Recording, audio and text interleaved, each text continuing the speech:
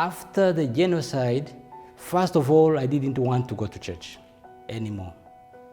For a number of years, I didn't want to go there because I found that the church, Christian church, failed its mission.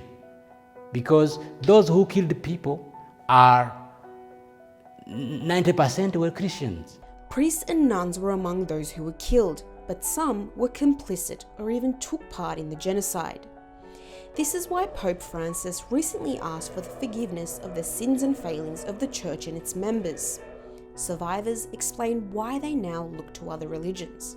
Ils ont essayé de cacher les personnes dans les mosquées. Mais il y a beaucoup de personnes qui ont été tuées dans les églises. Few Muslims involved in the genocide. But what is excited in Rwanda, you may not find anywhere whereby Tutsis have been killed in the mosque as other churches. Mais malgré que j'étais pasteur, je faisais aussi la lecture de la Bible et du Coran. J'ai vu que les musulmans ont essayé de cacher les personnes. Avec la soif que j'avais de connaître la vérité, j'ai dit, oh, voici, à lire, à faire la lecture du Coran pour trouver la vérité. Comme ça, petit à petit, Dieu a ouvert mon cœur et j'ai décidé d'embrasser l'islam. At that time I was Catholic.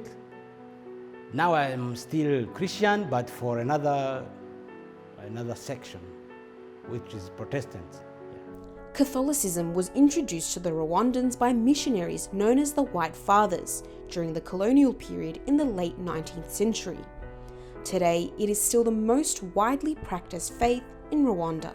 But since 1994, Islam has been the fastest growing religion in the country.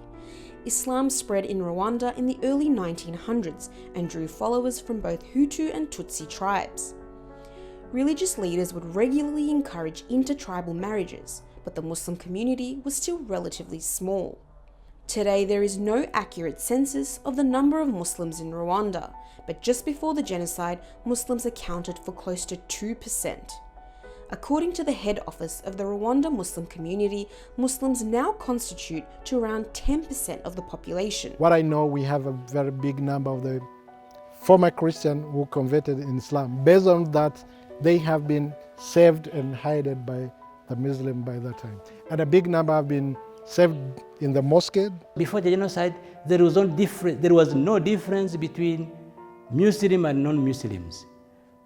Basically, it's because even Muslims were not very well treated, they were not very well seen by the former government. The Catholic Church in Rwanda has also asked for forgiveness for the crime of hate in the country and acknowledged that the Church failed to show that we are one family, but instead killed each other. We have to forgive, but we don't need to forget. That's my principle as Ibrahim. I would wish to see my new generation identify themselves as Rwandan, not as Tutsi, Christian, Hutu, and Muslim.